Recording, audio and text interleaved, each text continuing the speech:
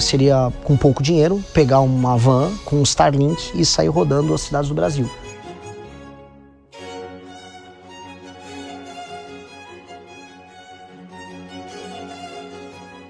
Quem são os potenciais candidatos a governador do Missão, ao Senado? Como é que seria a sua chapa aqui no estado de São Paulo?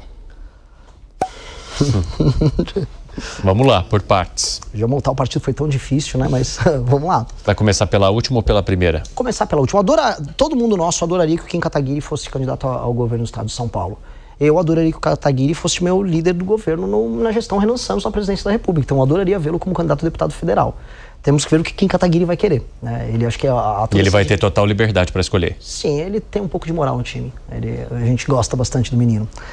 Então seria, vamos dizer, uma decisão que ele tomaria. Eu gostaria de vê-lo como candidato, porque eu gostaria de vê-lo, já que eu seria candidato a presidente, gostaria de ter um líder de governo como ele. Seria uma revolução ter um cara como ele como líder de governo. Sobre fazer campanha e sobre como receber as pesquisas, se por um lado eu fiquei surpreso por ter sido incluído na pesquisa tão logo, eu não fico surpreso com o resultado. Por mais que eu seja, vamos dizer, em redes sociais não tão grande quanto os demais membros, a gente tem que entender assim, nós temos um público ao redor do Brasil inteiro muito leal e que acredita muito no projeto. A crença é concreta. Quando o Kim Kataguiri concorreu para prefeito de São Paulo, quer dizer, tentou concorrer, né, foi barrado pelo União Brasil, ele chegou a aparecer com 10% em algumas sondagens. Variava de 6% a 12%, até que no começo de 2024 o próprio partido começou a sabotar ele. Então ele chegou até... E qual era o perfil demográfico? Exatamente o mesmo perfil que apareceu na sondagem com o meu nome para a presidência da República.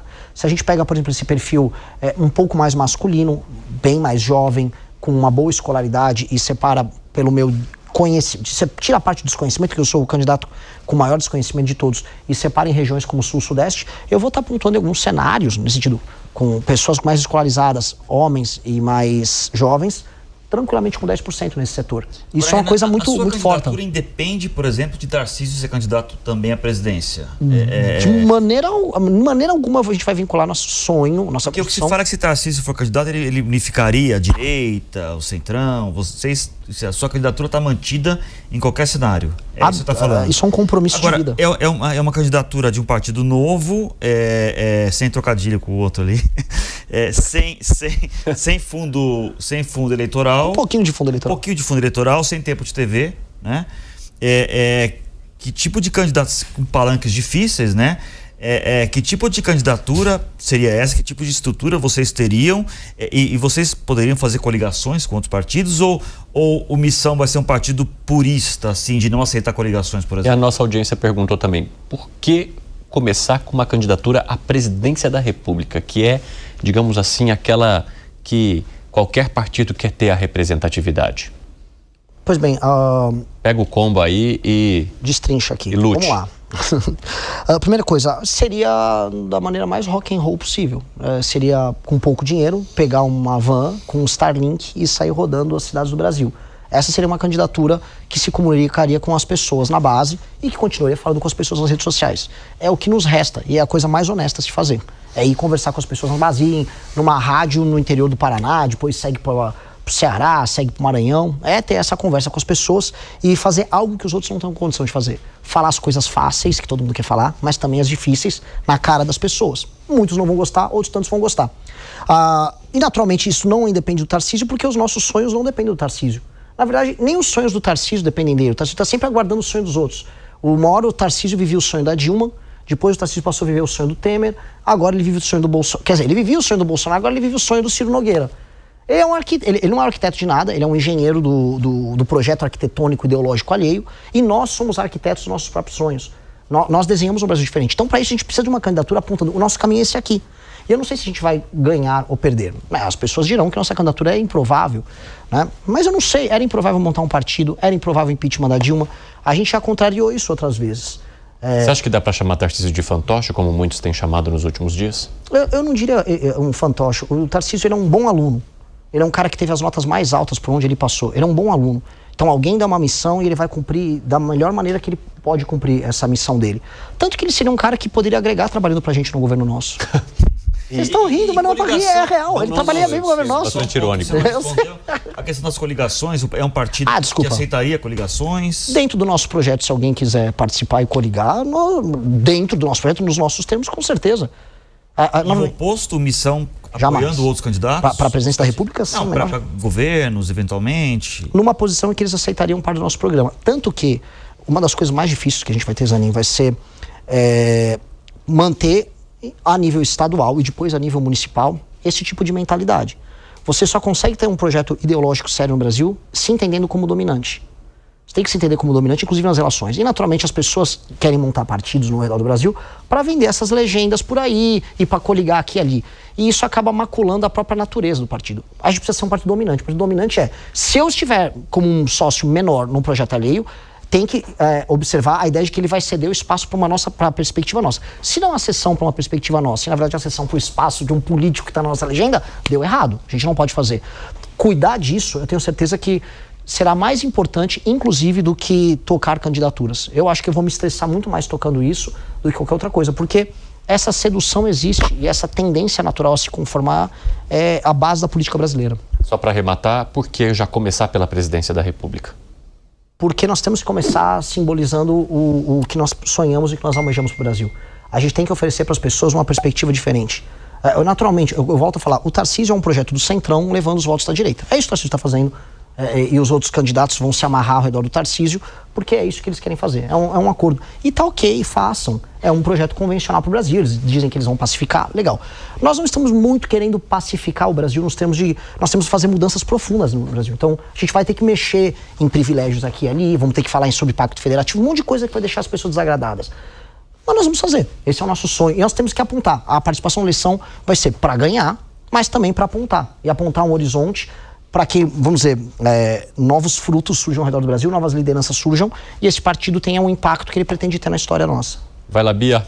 Mas você vê alguns nomes, teve algumas críticas, mas elogios, por exemplo, a Tarcísio agora mesmo, a Caiado. Então, numa possível presidência, poderia ter um convite para essas pessoas participarem do governo formalmente, deixando as críticas de lado?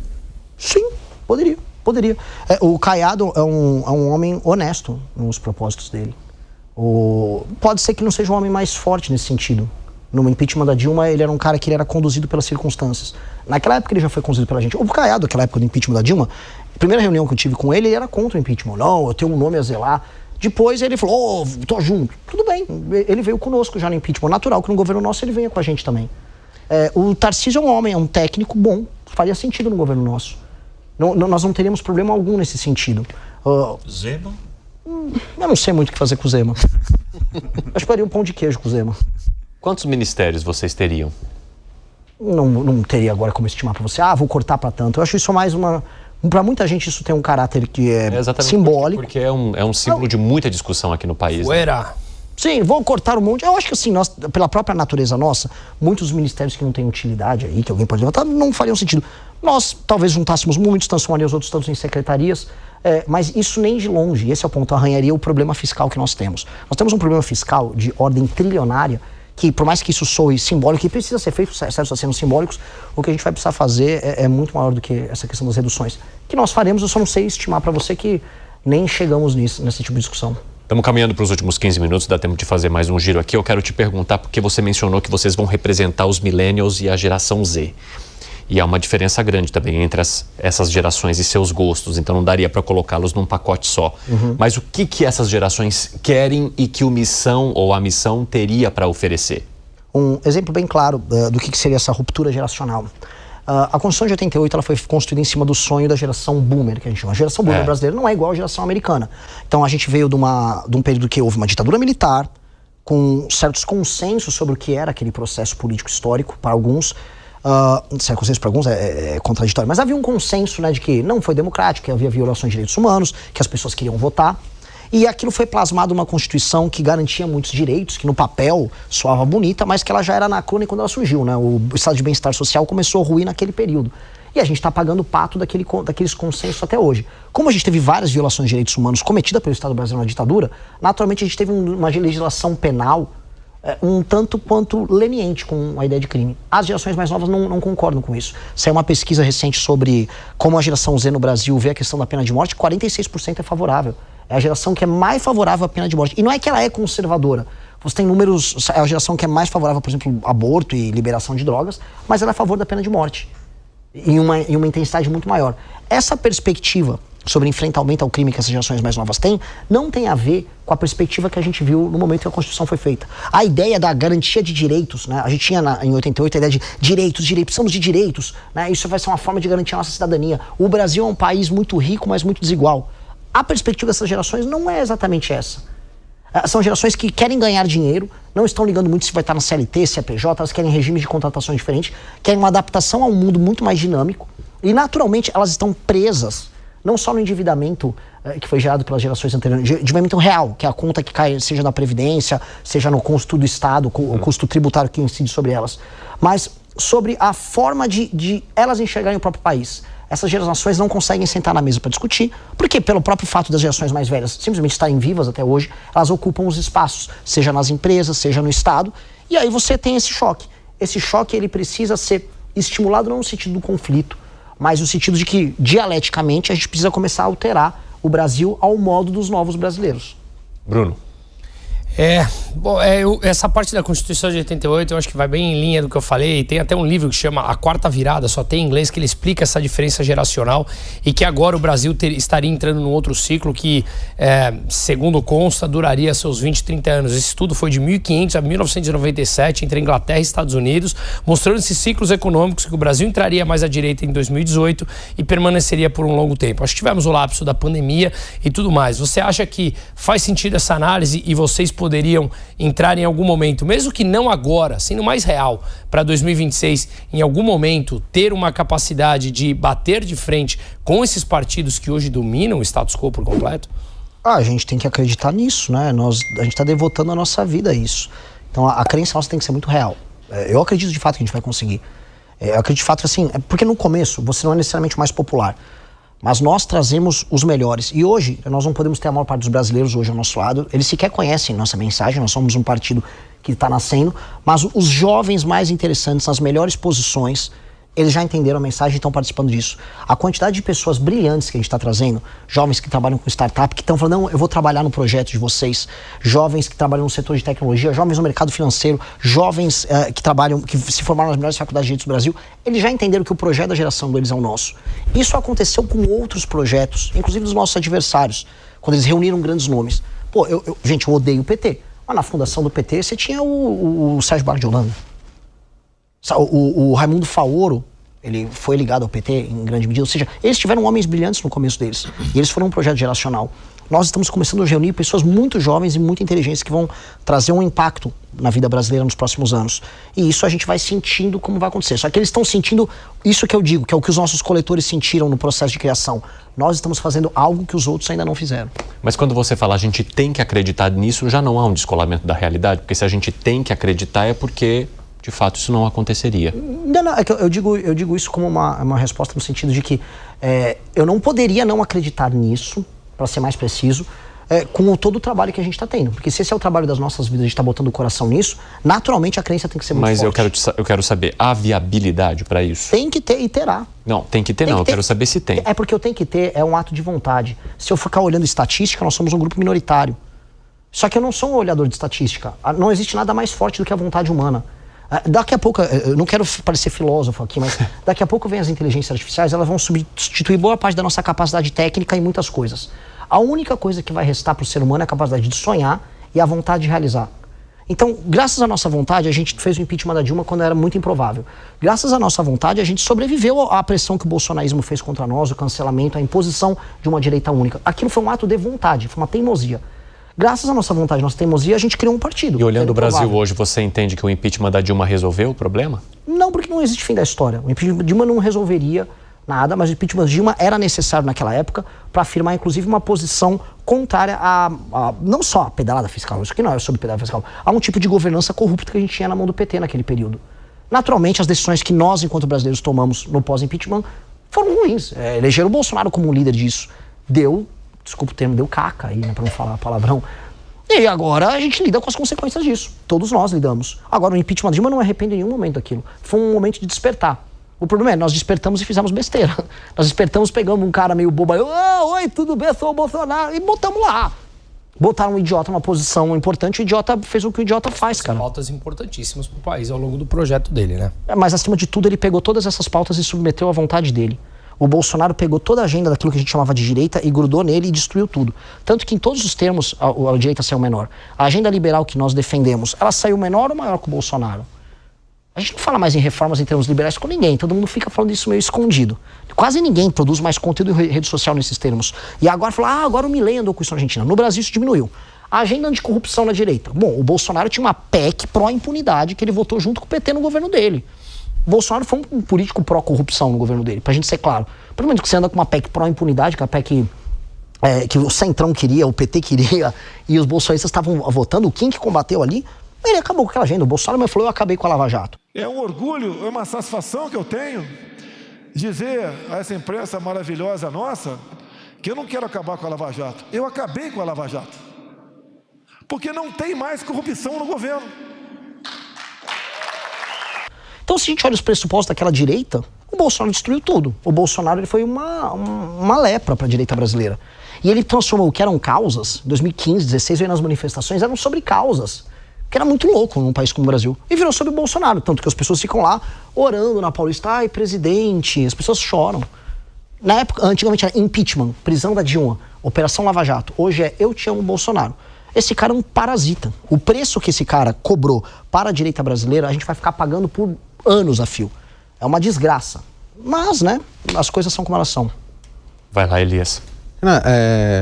A gente acabou falando um pouco da esquerda aqui na nossa reta final da conversa, né? Eu queria saber de você, o que você acha da eleição do ano que vem, de como a esquerda vai se posicionar? Há espaço para uma reeleição do Lula? Em termos eleitorais, e ele tá no jogo. Eu não acreditava que sequer que ele ia ser candidato. No cenário em que ele percebesse que ele poderia perder, ele não seria candidato. Porque se você for pegar a narrativa histórica do Lula, né? Foi preso, aí voltou e salvou a democracia. Ele terminava, escrevia um livro, falava que é um grande herói, aí abraçar ali todas as lideranças de esquerda do mundo e tchau. Mas faltou combinar com a realidade, ele não vem fazendo um governo bom. Mas desde que ele colocou o Sidônio, e sejamos honestos, desde janeiro desse ano, o Sidônio começou a atuar, eles começaram a tirar um pouco a Janja do foco e começaram a fazer, vamos dizer, populismo puro e simples. Esse negócio do gás, o botijão erguido. Cara, a popularidade dele começou a aumentar com a base social clássica dele, que são as pessoas mais humildes. Essa base social do petismo tá ativada e se ele tiver chance de ganhar, eu não duvido que ele não queira largar o osso e concorra e ganhe ainda. Esse é o perigo, a gente não pode deixar o Lula ganhar. Mas agora há pouco você citou o Fernando Holliday, de um jeito, falando baixo, obviamente, mas o que saiu do MBL, né? Ao longo dessa trajetória do movimento, houve algumas dissidências de pessoas importantes que saíram do MBL, o Holliday é um exemplo, há outros, e via de regra de maneira conflituosa. Esses divórcios não foram amigáveis. Sempre as pessoas que saíram acusando, fazendo críticas de um suposto autoritarismo por parte do MBL, que é comandado em última análise por você. Eu te pergunto o seguinte, primeiro, como é que você responde a isso? E segundo, numa perspectiva mais estrutural, vocês estão migrando de um movimento para um partido da política institucional. Vocês surgiram como um movimento ousado, polêmico em várias situações, em redes sociais e tudo mais, e agora estão entrando na via da institucionalidade. Vocês já caiu a ficha que vocês estão fazendo esse movimento, vão mudar comportamentos, vão mudar regras? Queria que você respondesse essas duas questões que são relacionadas. Perfeito. Não só o negócio do Holliday, eu falo alto aqui, o Holliday é um sujeito que não presta, é um sujeito vil, é um sujeito que muda de opinião conforme o vento bate, e agora o vento dele é o Bolsonaro, ele vai ficar pendurado no Bolsonaro enquanto ele puder. Eles me chamam de autoritário porque eu cometo o terrível autoritarismo de ir num movimento que é claramente anti-Bolsonaro, ele é contra Lula, contra Bolsonaro, que tem posições próprias, nós não permitimos que a pessoa seja bolsonarista lá dentro. E essa pessoa sempre descobre que ela precisa ser Bolsonaro às vésperas de uma eleição ou depois de perder uma eleição. Então sempre elas têm uma epifania, nossa, agora eu preciso ser Bolsonaro, mas aquele Renan não deixa. Mas a crítica também é a forma, é a métodos, a maneiras de... Eu queria saber, eles gostavam dos métodos pra caramba quando a gente tava junto, né? O Holliday, eu peguei um menino com muitas dificuldades financeiras na família dele, trouxemos, construímos todo o trabalho dele, divulgamos, trabalhamos em rede social, trabalhamos fisicamente por ele, investimos na construção do cara, para depois o cara sair e falar, muito fácil aí, né? Muito gostoso, você vai, lança a pessoa, aí a pessoa te trai, te xinga e se junta ao Bolsonaro. O que todas essas figuras têm em comum? Elas se tornam bolsonaristas. O padrão tá do meu lado. Né? Eu não conheço, assim, uma liderança política que tenha que ser necessariamente permissiva com traição. Eles querem trair e eles querem que a gente bata a palma depois de trabalhar por eles para a traição que eles vão fazer. Teve um vereador lá em Curitiba, a gente elegeu o João Becker, que foi um dos mais votados de Curitiba. Ele virou vereador e decidiu, olha, eu não preciso trabalhar, porque trabalhar, ninguém liga, o eleitor não liga, o eleitor gosta que eu grave vídeos, então meu mandato vai ser um mandato sobre gravar vídeo. Aí não foi o Renan que expulsou. A equipe que trabalha pro mandato dele, ela própria expulsou ele do MBL e pediu demissão. Eles renegaram os salários que eles tinham, enquanto funcionários daquele gabinete, e falaram, não, eu não vou trabalhar para um imbecil. Quando ele saiu, ele falou, é muito autoritário, o MBL é autoritário. Lógico, você quer ser bolsonarista no MBL. Não vai rolar.